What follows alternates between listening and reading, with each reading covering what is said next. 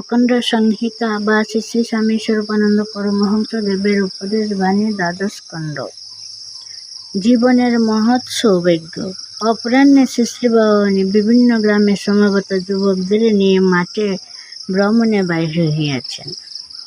বাগৌড়া গ্রামের দিকে যাইতে যাইতে একজন জিজ্ঞাসুর প্রশ্নের উত্তরে শ্রী শ্রী ভবানী বলিলেন, জীবনের সৌভাগ্য বলে গণনা করবে কাকে জানো?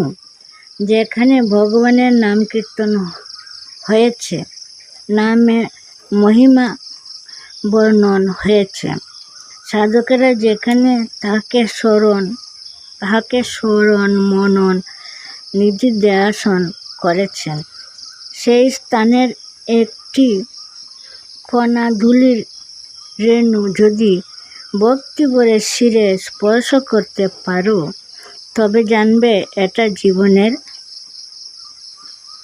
মহৎ সৌভাগ্য। আত্মা আহুতি দিয়ে ভক্ত করে তার নাম গান, নিজেরে বিলুপ্ত করি সবারে প্রধানী প্রাণ।